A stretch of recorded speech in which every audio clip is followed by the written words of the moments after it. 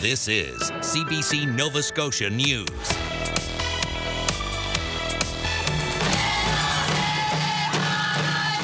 Budget protest. Mi'kmaq groups take to the legislature to oppose cuts to programs in the community.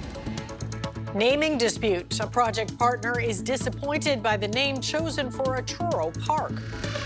And half a century on the air. Radio veteran Phil Thompson celebrates 50 years of broadcasting in Cape Breton. Our next system arrives tonight with snow changing to rain in the southwest, then a mild afternoon. Your full forecast is coming up. Good evening. Backlash over the provincial government's budget continues. Today, hundreds of people from the Mi'kmaq community and its supporters gathered at Province House to protest. As the CBC's Juliana Griot reports, they are calling on the government to reverse the cuts that impact Indigenous programs. Regardless of what we say, what we write, what we call, they don't care about us!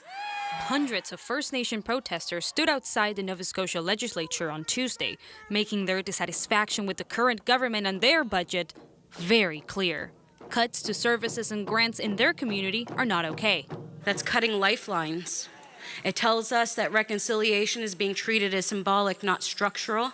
It's pretty hard when the work that I do works with people that are on the streets, underserviced, and we're trying to bring them up.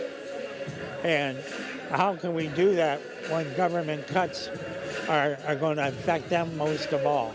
The province has said its plan to reduce the deficit includes pulling all grant funding from Mi'kmaq services in the education department and cutting the entire grant for Halifax Mi'kmaq Native Friendship Centre.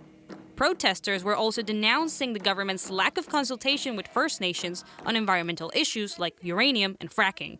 It's more the fall of democracy and ignoring people that build governance, that make up these countries and these provinces and these territories are made by people. The chants were also heard inside of Province House, where reporters asked the New Affairs Minister if she was going to come out and meet with the protesters. I'm actually supposed to be in the House right now, but I came out to listen and to speak to you lovely folks as well, and I'll continue to keep doing my work. But are you going to speak with those protesters today? I haven't been asked to go outside to speak to any protesters yet today, so I'm open to ongoing dialogue, and I'm open to whatever it takes to listen to Nova Scotians. However, Martin did not say if the cuts would be reversed. Chants like these will continue outside of Province House for the next few days, as other groups are also planning to protest the budget cuts. Juliana Griot, CBC News, Halifax. Like many Nova Scotians, municipalities are still figuring out what last week's provincial budget means for them. The millions of dollars in grant cuts means less direct money, and affected community groups are now turning to local governments for more help. Haley Ryan has the story. Many of the $130 million in grant cuts in the new provincial budget will impact Nova Scotia municipalities. They include cuts to transit, recreation, and climate change, and eliminating 4 infrastructure programs, totaling more than $17 million. That these would translate into projects for our municipal units that maybe won't go ahead or they may be delayed. These 4 infrastructure programs funded flood risk, water and sewage, or accessibility projects. The mayor of Cape Breton Regional Municipality says they have certainly benefited from those grants, receiving more than $7 million in recent years. It's the type of work the public doesn't necessarily see, but it's essential to day-to-day life in terms of water, wastewater, critical infrastructure. Those cuts were brought up in Province House last week.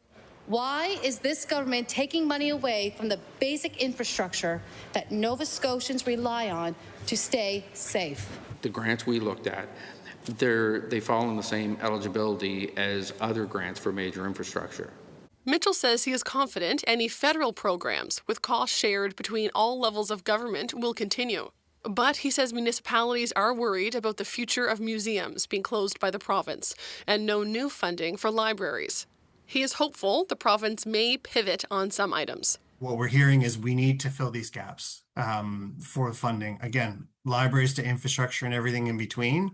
So we will continue to have those conversations with the province. There were no major investments in transit or transportation around Halifax, which continues to struggle with congestion. We are in a time of belt tightening. I know that we'll get back there again.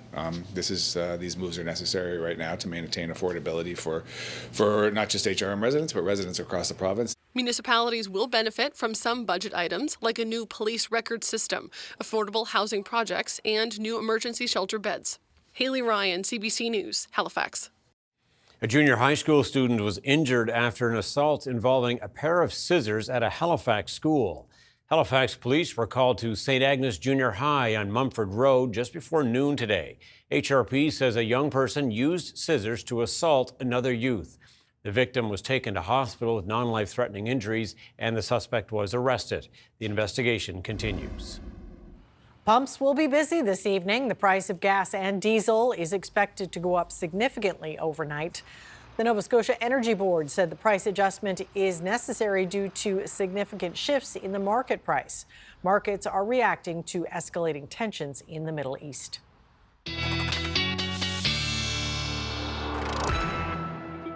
And there's snow on the way. Here's Ryan with some details. Yes, sounds like it's going to be a bit messy. Yeah, messy Wednesday morning, absolutely. And while this may not be a significant shot of snow, it's certainly going to be disruptive. And you can see we're looking at a widespread 5 to 15 centimeters. Better chance that we're 5 or even less down toward the southwest where we'll mix to rain. It is a solid 10 to 15 centimeters. Best chances of getting closer to 15 are going to be from the Annapolis Valley, across through Cobequid Bay, inland areas, Hants County, Halifax County, and then across to the northeast and into Cape Breton. And so, yeah, in terms of the timing of all this, it will track in through this evening into the southwest, arriving in central areas as we move into the overnight. And yeah, before morning in through Cape Breton. And note the mixing with rain here in the southwest as those temperatures will rise into 6 a.m. tomorrow morning. Expect snowy and slushy roads, disruptions, delays, possibly cancellations for Wednesday morning. And then as we move into the late Wednesday morning time frame, this pulls out quickly from west to east. And into the afternoon, temperatures are going to rise into the 4, 5, 6, even 7 degree range. You can hear the snow melting. All the details with your 7-day forecast coming up. All right, stay tuned for that. Ryan. Thanks, Ryan. The park in Truro finally has an official name, but the decision is revealing a divide between the town and its project partners. The CBC's Luke Ettinger has the story. In February, the town of Truro voted to officially name this small parcel on the corner of Ford and Roby Streets the Marsh Community Park. It was the recommendation of the town's African Nova Scotian Community Strategy Committee, but not the preferred name of a project partner. In a report to Council Committee Chair Andrew Paris noted this community has long been known as the Marsh. The street and surrounding area were historically home to Black families who built strong, close-knit community here. Over time, the neighborhood has changed, but its history remains significant, wrote Paris, who declined an interview. The town says 27 people of African descent voted on 4 names. Slightly more than half preferred the Marsh. A quarter voted for Reparations Park. The Nova Scotia Women's History Society used that name at a ribbon cutting in May. The group was surprised when the town started public consultation on a name late last year. I think the work that we've done is Reparations Park for us, and that we're not going to stop referring to Reparations Park. In December, society and town officials met where it was agreed communication was an issue. But Lane Jonah says they heard little after that, and she questions how the vote was advertised. Whoever votes, votes, but the people have spoken. The town spent $100,000 and the society spent $75,000 to revitalize the park. It features monuments honoring African Nova Scotian female educators and longtime church organist Vera Kleik. The most important thing for me is, and I think for many other people, is that the park, it's what it represents. It's a reminder of how hard those women worked to make change. Hinton says the Marsh Community Park name has been well received by the community, despite the dissatisfaction of the society. Luke Ettinger, CBC News, Truro. A company that wants to build hundreds of wind turbines and a hydrogen production and export facility in Nova Scotia has secured a major investment. EverWind Fuel CEO Trent Vichy says $240 million from an American investor in his company is his company's most important funding to date. The money will kickstart construction of EverWind's first 4 wind farms. Those wind farms will eventually power the hydrogen plant. EverWind's projects have been in the works since 2022 and have faced significant pushback. Opponents say the province should green its own grid before allowing wind energy to be exported.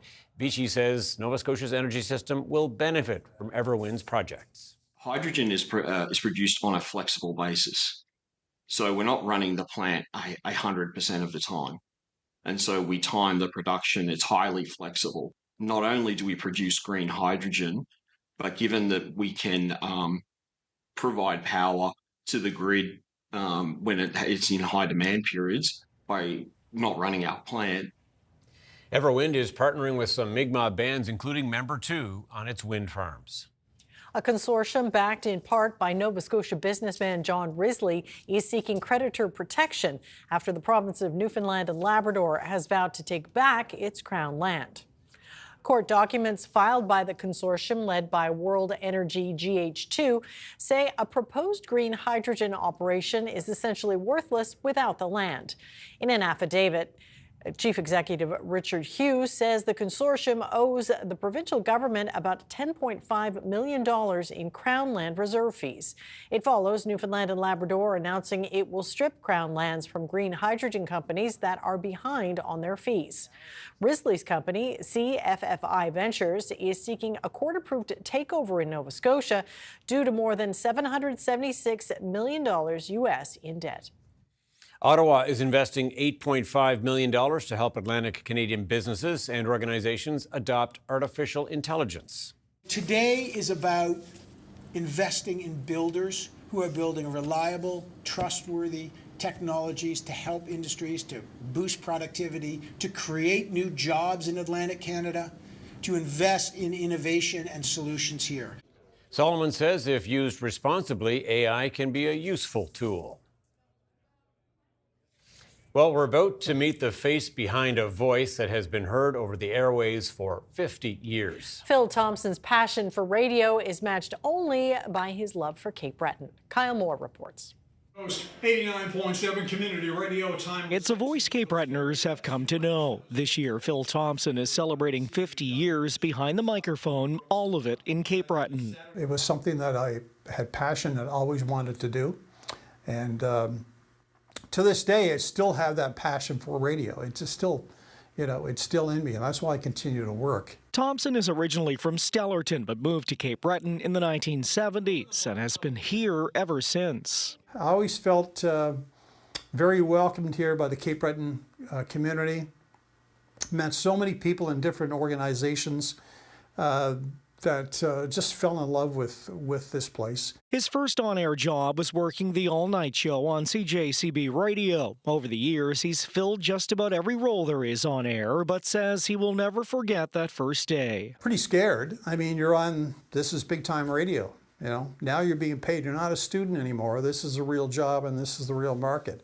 So it was pretty exciting. He's the type of guy that just puts in 150% every day. The coast of the Boardmore Playhouse. Beloved by listeners for his friendly voice and by colleagues for his passion for radio, Thompson has been a mentor to many in the business. Just be yourself. I mean, don't try to be anybody else. Just do what you can do and be part of the community. From the beginning of careers to the hottest topics, Thompson has seen and talked about pretty much everything in his long career. He's also reminiscing about changes in radio itself. The technical side of it has changed dramatically. But as far as the radio basics are still the same. It's still one-on-one. You're still talking to someone and you're still communicating with the public. Now working in community radio with the focus on being local, Thompson says he has no plans of retiring as long as he's in good health. The love of doing the job and great support, my family, my wife, my kids. I mean, it's been great. Cheers to 50 years and an on-air lifer that has no plans of calling it a career anytime soon. Kyle Moore, CBC News, Sydney. Look at the partial lunar eclipse this morning. We're back after this.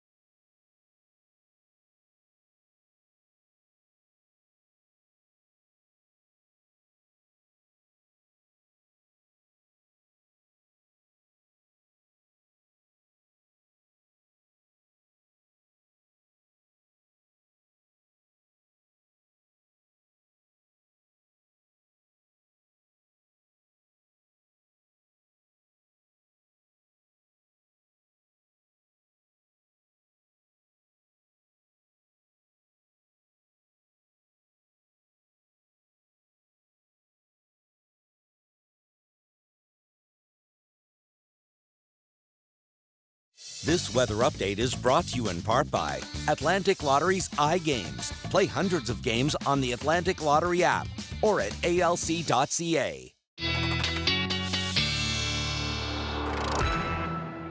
All right, as Ryan told us earlier, more winter on the way. Of course. Big question for me is, will we be shoveling or letting it melt? Does the sun do it for you? That's the question. Yeah, to me, if you're near 5 centimeters and less, you let the sun do the hard work for tomorrow. If you are in that, especially closer to 10 or 15 centimeter range, you may want to make a few cuts. Let that asphalt show wherever you can, and then let the sun do its work. I will say this, whatever's left in your driveway tomorrow evening, you're gonna wanna make sure you shovel that away because that's gonna remain in place for a few days as we freeze up Wednesday night, and we're remaining below the freezing mark for most, right through until Saturday morning.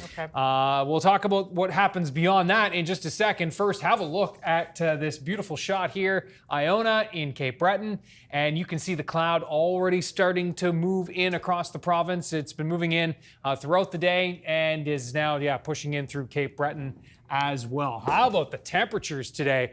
We started -6 to -12 and through the southwest along the coastline. We were to the -20 range from the valley and through Colchester, Cumberland, -25 Truro, -26 in Antigonish, and the temperatures rebounded beautifully today with that southwest wind gusting 40 to 50 kilometers per hour. Afternoon highs above the freezing mark in the southwest. We're still above the freezing mark in the valley, but we will all fall below the freezing mark tonight by a few degrees.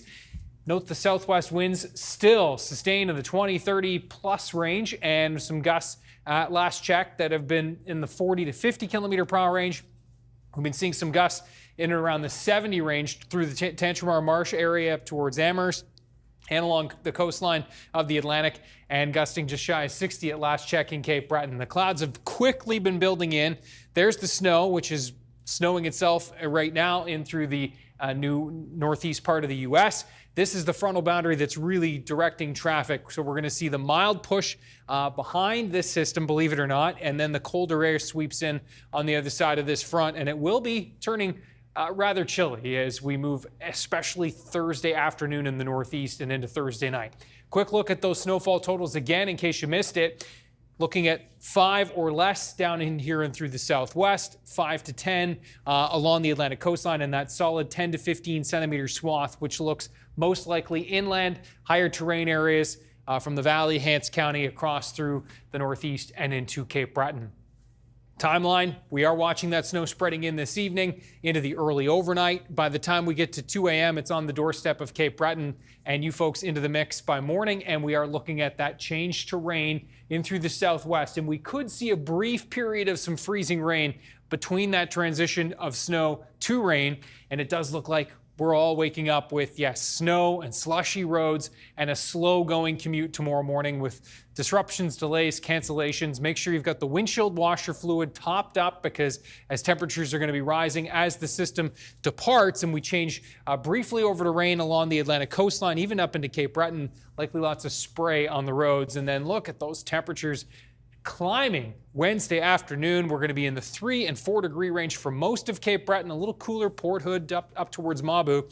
Antigonish, Sherbrooke near 7 degrees tomorrow. Looking at 4, 5, 6, 7 degrees through central areas tomorrow, and back into the west will be anywhere between 4 and 7 degrees here as well, with some sunshine, which is going to be oh so nice. And then you can see we'll be watching this frontal boundary approaching Thursday morning.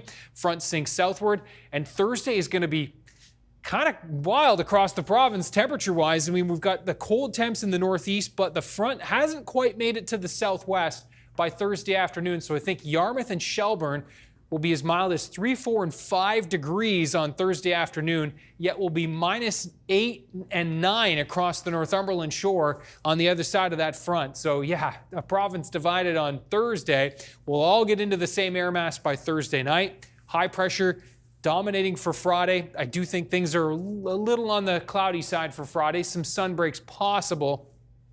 Temperatures near -2. So we're below the freezing mark Thursday, Friday.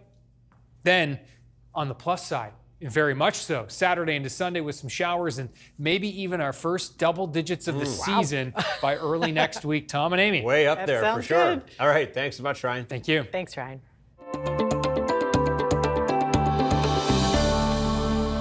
There's a big effort underway to modernize 911 systems in the Maritimes and across the country. The hope is that before long, you'll be able to send texts and videos to dispatchers. The CBC's Cody McKay learned about the new system in the works and how it could help in an emergency.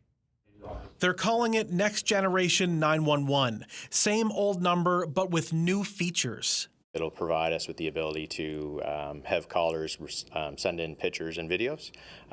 Could be building layouts, could be health records, any of that information that could be shared across this new network. We would then be able to share that with our downstream first responders. The current 911 system was designed for landlines, the old copper-wired phones, which limits the types of conversations you can have with dispatch. This new system will be designed for smartphones and be internet-based, giving people more ways to talk to dispatch, including sending documents, texts, and video. The CRTC is overseeing the move to the new system across Canada. In a statement, it said the transition to next generation 911 will modernize Canada's emergency response system. NG 911 will give Canadians and first responders new tools, like the ability to send text messages between those who need help and those who provide it. CRTC says it will make conversations easier for people in unsafe situations, or for those who are nonverbal or hard of hearing, as it allows people to begin talking to 911 by texting, instead of calling and explaining their situation. Being able to send a text or a picture or a video would actually be able to let the call taker or the first responders see exactly what's happening, and they'd be able to respond based on their knowledge and their experience. Telecom companies like Bell and Rogers are working with governments at all levels to move to the new system, which will take time. The deadline to implement the initial changeover to the internet-based system is scheduled for March 31st, 2027, with some features rolling out in phases over time. Cody McKay, CBC News, Charlottetown. Coming up, Israel launches a fresh wave of attacks on Iran and Lebanon, including airstrikes and ground troops.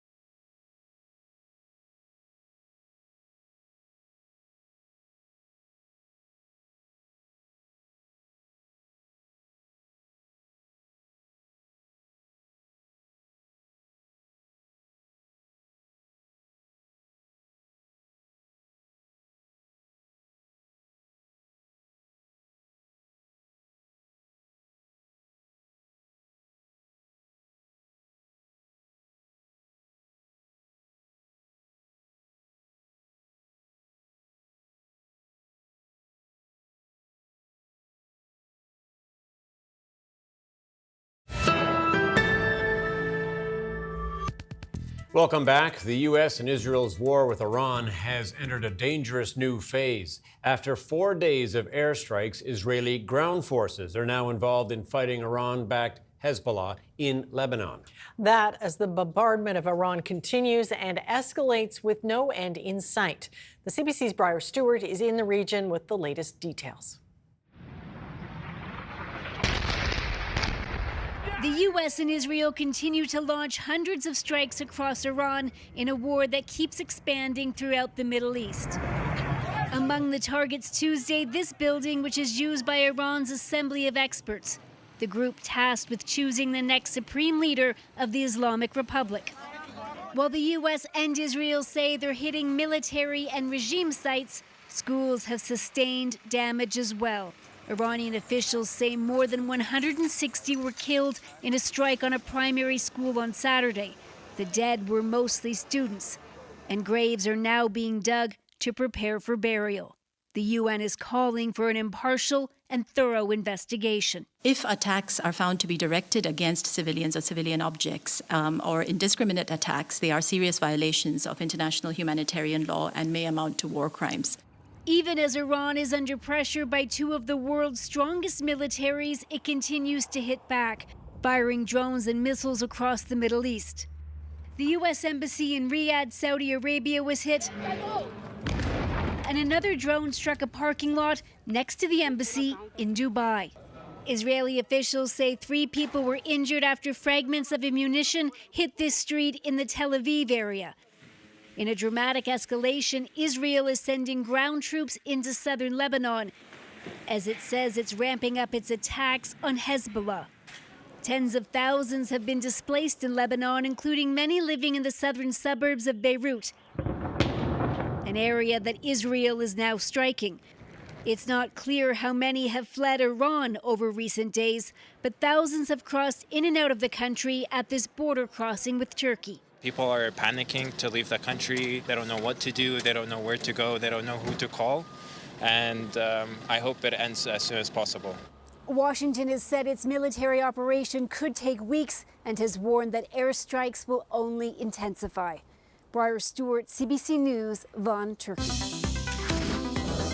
Robert Hewish is the Associate Dean of Research at Dalhousie University's Department of International Development and is closely watching the events, of course, unfold in the Middle East over these past few days. So much to talk about, so many directions to go with this. But Mr. Hewish, first of all, the threats have been coming for a long time. What do you think is likely to be accomplished here? Well, right now, I don't think there's a certain exit strategy or an end in sight to this war, which is, again, Israel and the United States against Iran, but is quickly spreading out to be a regional war as the days go on. The proposal from both Israel and the U.S. to try to create a complete regime change just through aerial attack and aerial bombardment seems really short-sighted. That has never worked in history, and all we have to do is roll the clocks back just into the last year where we see just how much bombardment Israel put on Gaza. And in that case, despite all the payload put in and the enormous human loss of life and the tragedies that have occurred from that, Hamas is still there. So to think that the same methodology can apply going into Iran, I think is very, very short-sighted. There's certainly been a lot of celebration that Ayatollah Khamenei is gone. There's been people around the world celebrating his demise, and perhaps that's as he was an octogenarian himself, he didn't have much time left either. And I think there's a warning shot in that, because that means Iran had a succession plan to some degree. Now, what that's going to look like going forward, we're not at all clear. But either it'll come in a spot where the U.S. tries to find a new replacement that they feel they could negotiate or order around, or the current regime, everyone else is still there, digs in for a longer, more pronounced fight going forward. What do you make of Prime Minister Mark Carney offering support to the U.S. actions to the degree that he has, at least? Well, Mr. Carney's got a real fine line to walk here. On one side, Canada and Iran, well, at least the regime there, have been adversaries for quite some time. Even Iran has declared Canadian military to be a terrorist organization. So there's no way that that Canada or Western powers can back the Iranian government. At the same time, there's a lot that could be done to go beyond just not participating in this war, but to actually call out and critique the way that it's been executed and whether or not it'll be effective. I mean, this is something that's already broken international laws again and internal processes within the United States. For a president just to unilaterally, just to declare war straight out, requires congressional approval, and Mr. Trump has not received that. So Mr. Carney might be in a position to try to remind the world that if we are going to survive into the next century, there has to be a rules-based order. And other countries around the world, I think, would agree with that notion. Yeah, you mentioned Congress there. What do you think about the timing of Trump's attack here? Well, the timing is very questionable. I mean, you know, how can he fear a nuclear program that he allegedly obliterated a few months back? How can there be fear that Iran might soon rain intercontinental ballistic missiles on the U.S. when the Defense Intelligence Agency said that those weapons were 10 years out? This is really classic Trump, where you sort of live in the opposite, you live in the lie. And more to the point, why this started now is that there were talks going on between the US and Iran in Geneva, but Israel was not necessarily privy to that. And Benjamin Netanyahu, he himself has positioned himself as a leader who has to continuously engage in war to stay in power, is seeing this as an opportunity to strike first, which is why Israel basically kicked off the conflict, and now they've taken land in Lebanon, creating this regional conflict. So I think for the self-preservation politically of both Mr. Trump and Mr. Netanyahu, engaging in international war like this provides them the catalyst to stay in power going forward. So what do you think the likelihood that talks are the way out of this?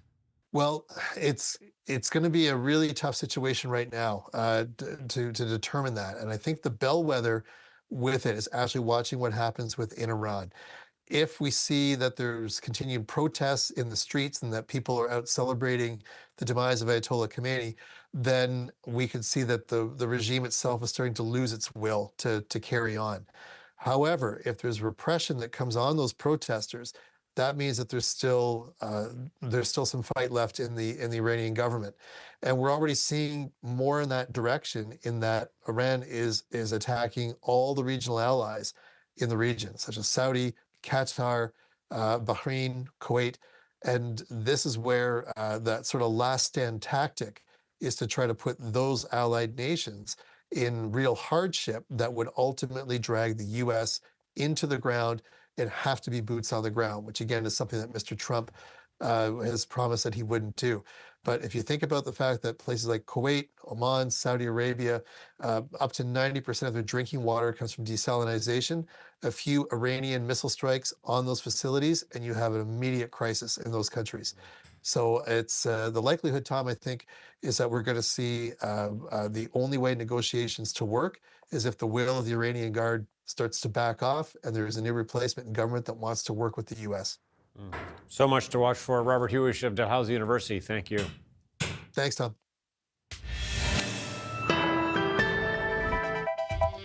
Coming up, how the U.S.-Iran conflict is impacting gas prices in Canada and around the world.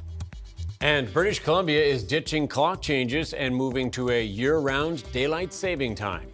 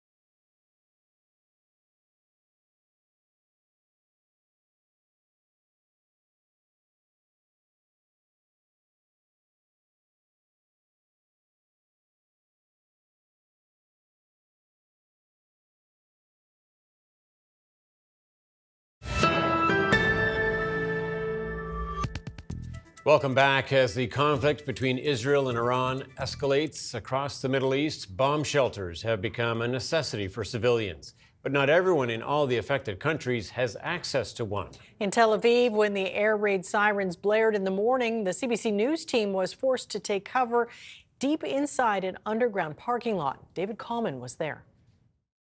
If you look at the sign here, we're not in the safe zone itself, but we're in a safer place than we were before. This wall here, in behind this wall, another two concrete walls, and that's what gives us an additional layer of protection in the event that there is an explosion in this building. In fact, the main shelter down these stairs, we'd have to keep going for a while. And so for now, we're just in this place, which offers some degree of protection. Israel has one of the most sophisticated air warning and air defense systems in the world. And so anybody who is here gets an alert on their phone, and that alert signals 10 minutes to something incoming.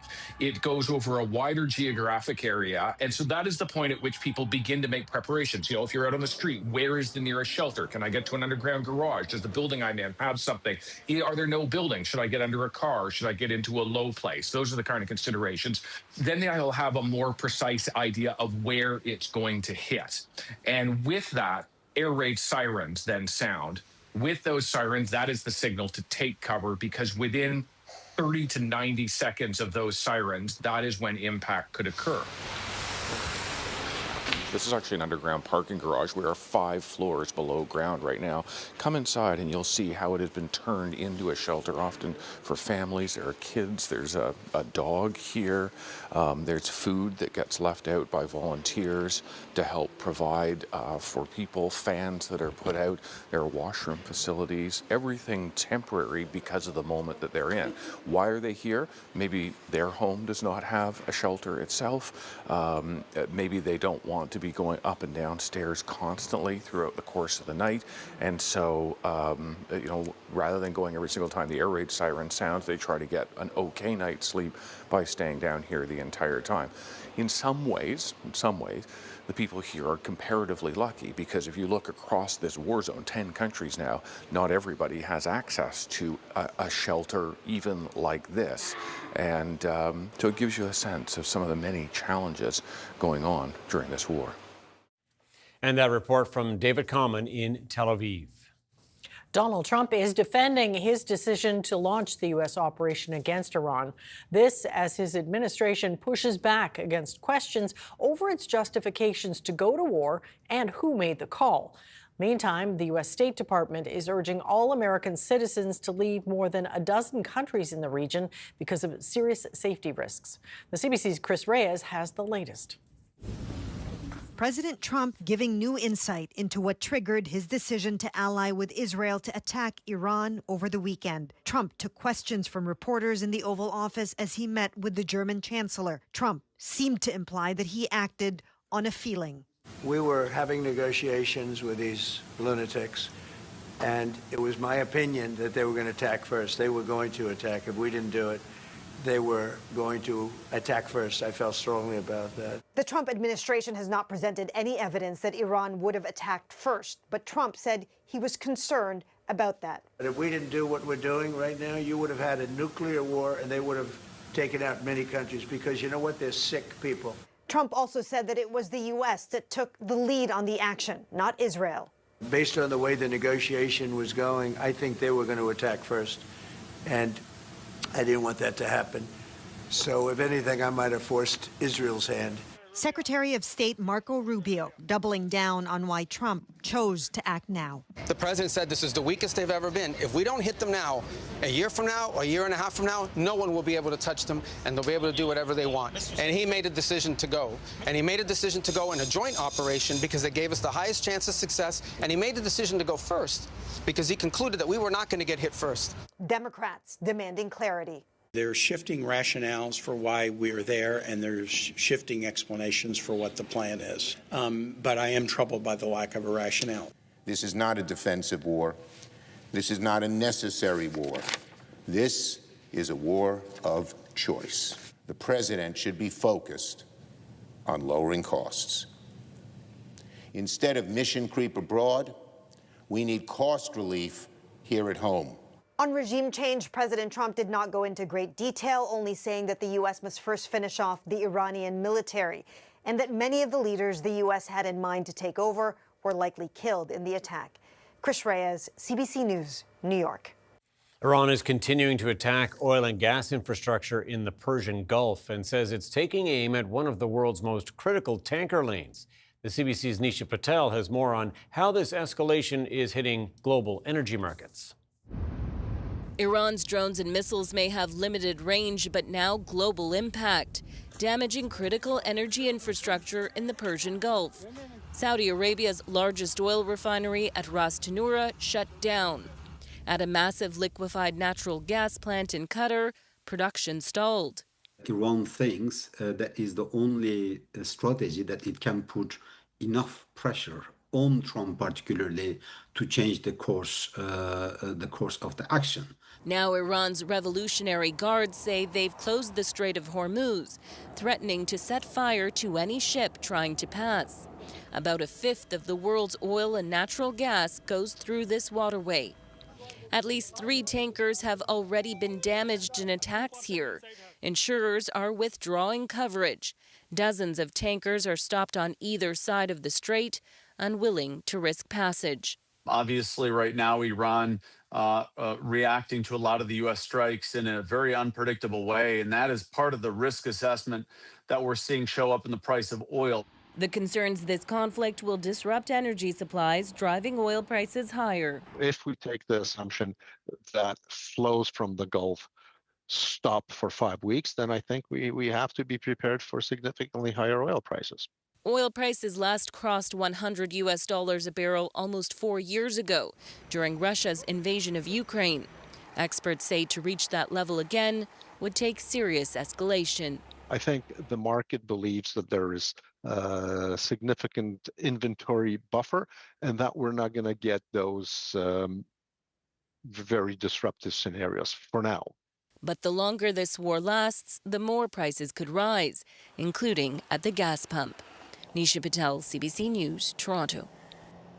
Turning now to other news, British Columbia's chief coroner has ordered an inquest into the mass shooting in Tumbler Ridge last month. It will look at how to prevent similar tragedies from happening again. A key area of examination will be how individuals in crisis are identified and supported, including access to mental health supports and services in rural and remote and small communities across British Columbia. On February 10th, Jessie Van Rootselaar shot and killed her mother and 11-year-old half-brother at their home. She then went to Tumbler Ridge Secondary School, where she killed 5 students and a teacher's aide before killing herself. The inquest will examine circumstances around the deaths, including mental health services. BC Coroner's Service says the role of the jurors will be to determine facts and not assign fault. A big change is coming to British Columbia. Like most Canadians, clocks in the province will spring forward this Sunday to daylight saving time. But that will be the last time. As Caroline Bargout explains, the province has announced it's making twice-yearly time changes a thing of the past. This weekend, British Columbians will spring forward for the last time ever. The province announcing it's adopting daylight saving time year-round. This has been one of the longest debated and considered decisions perhaps in the history of British Columbia, and we are finally here, probably to the great relief of most British Columbians. When fall arrives, residents won't turn back the clock, and Vancouverites aren't mad at that. Thank you. I'm a fan. I don't like switching back and forth. The flip-flop, it's not my favorite. Every province other than Saskatchewan changes time. BC said it's making the move to give residents more daylight in the winter and to reduce disruptions for shift workers and families with young children. It creates all kinds of problems. Kids get up at the same time even though the clock's changed. Dogs get up at the same time even though the clock's changed. Parents lose sleep, kids lose sleep. So what we see is more car accidents and people not feeling well. So what will that look like? On the darkest day of the year, the sun won't rise here in Vancouver until 9:05, but we'll get an extra hour of daylight in the evening, sunset around 5:15. The change means BC will be aligned with the Yukon year-round. In the winter, the clocks will match those in Alberta and other regions on Mountain Time. And in the summer, it'll align with California, Washington, and Oregon. And all of it could cause some growing pains. There are some places that will be more affected than others, airlines in particular, because they cross time zones and they need to adjust their flight plans to accommodate that. The changes put BC's largest cities in sync with smaller communities, mainly in the northeastern part of the province, as they already observe mountain time. Caroline Bargout, CBC News, Vancouver. Canada's main stock index took a dive, then pared back some of its losses to finish trading just over 2% lower today, as investors worried about a widening of the war between Iran and the United States and Israel.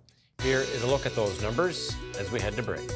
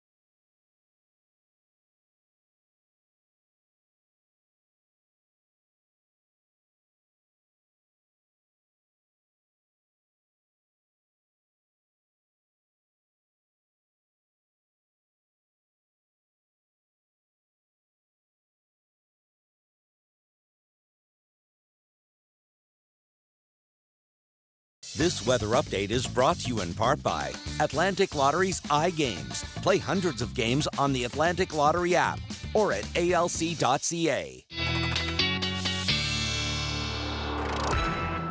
And back to wrap things up now, and it is picture time on the show. Yes, where are we headed today? We are headed to Lawrencetown Beach, Okay. and a beautiful shot. Have a look at this. Sandy Johnson snapping this one. And yeah, Sandy reporting that that looks great. Beautiful sunrise. Sandy reporting a few folks, in for a swim. Oh, my heavens. Yeah, the diehards in all year round. Brave souls. Yeah, definitely. So thanks to Sandy for this. Ryan's picks at cbc.ca. As we look at the snowfall outlook this evening, tonight, through into Wednesday morning.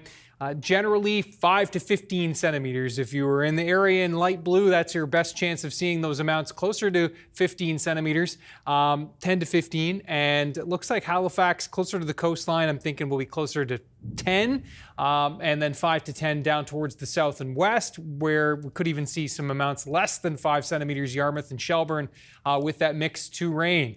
In terms of the timeline, it does track in through this evening into the early overnight, and that change to rain indeed across the southwest, possibly up into the metro area. We're going to be right along the border. Looks like Eastern Shore and also into Cape Breton could see a brief period of mixing. We're done by lunchtime, but it is going to be, yes, a messy, slushy start to Wednesday. Temperatures, though, rebounding quite nicely. We're looking at temperatures of 4, 5, 6, 7 degrees for tomorrow. Really quite lovely after the snow. And then Thursday, and the dramatic difference between Yarmouth and Shelburne, where I think will be 4 or 5 degrees on Thursday afternoon. And yet -8 to 9 through the northeast. Yarmouth and Shelburne, you folks will come back down to the rest of the level playing field by Friday morning. A chilly start, staying below the freezing mark on Friday as well. And then you can see some showers on tap Saturday into Sunday with, yes, mild temperatures Monday, Tuesday, and possibly into Wednesday. This is the upper level flow here. And you can see there's the brief, not the brief, but the warm up for Saturday into Sunday. And it does look like it will extend into next week. There's the long range outlook for Wednesday into Thursday. We won't run it any further than that. I know what might happen next. Yep. Okay, thanks so much, Ryan. Skywatchers in several parts of the world, including here in Canada, are over the moon after seeing a rare celestial event. A total lunar eclipse, this one known as a blood moon, revealed itself overnight. Yeah, this was the view from Mexico as spectators gathered to catch a glimpse. It happens when the Earth moves between the sun and the moon, casting a shadow across the lunar surface. During the event, the moon can take on a red or copper tint as sunlight passes through the Earth's atmosphere and is filtered and refracted. The next total lunar eclipse is expected to happen in 2028. Always so impressive. That is it for us tonight. Thanks for watching. We will see you next time. Good night. Good night.